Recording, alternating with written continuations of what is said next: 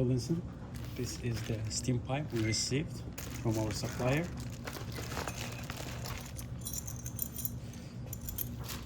So it is not exactly from Profitec Pro 800, but it's from another Profitec model, or it could be it's from the ECM machine, because ECM and Profitec machines are like a sister company, like a Honda and Acura. So I'm sure that it will fit your machine. It's compatible with your machine. And the reason why I'm making this video is give you some quick tips.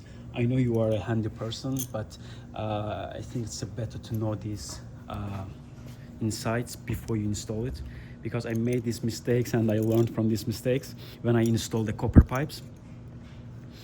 So my first, this is by the way ECM Synchronica.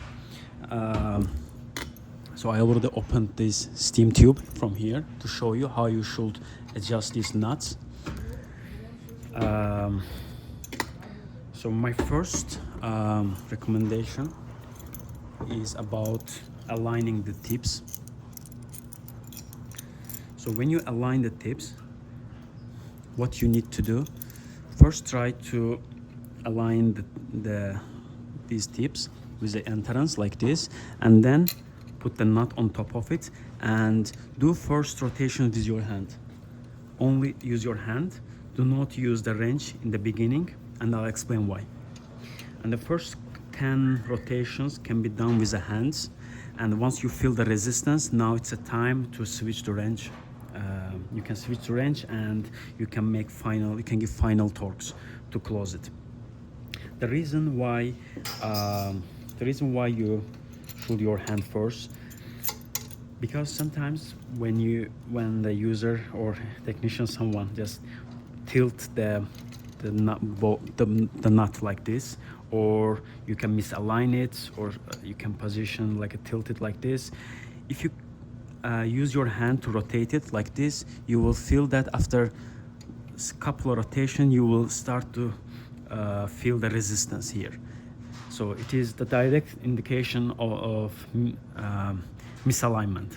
So if you continue to close it with your hand, or if you can switch to wrench to close it, despite there is a resistance, you might end damaging the threads, these lines around the pipe. You can damage them, and once you damage them, it means now we have to also change this part.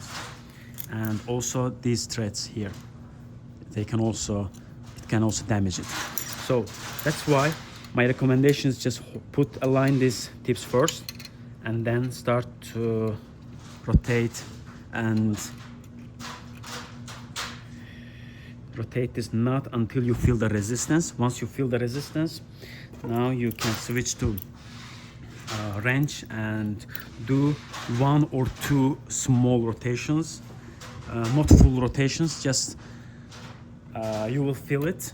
It's not going anymore, and do not over tighten it, because if you over tighten it, you will break the seal on the end. If you over tighten it, it will break. Okay, let me just open it. Oops.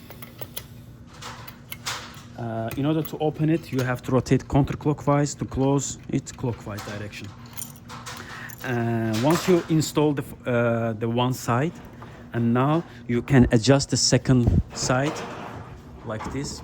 You can bend the copper pipe. It is easy to bend, but do not bend it. Do not bend it to some high degree. You can do it just small adjustments like this. The copper pipe allows it to do it, but at some degree again. And once you align the second side, now you can do the same with the second part.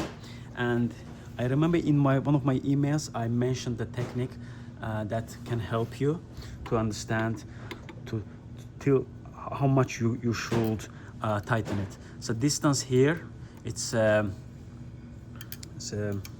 you can take it as a reference point. For example, you can mark one of the sides, and once you reach that point with a wrench, you will know that you shouldn't pass this line.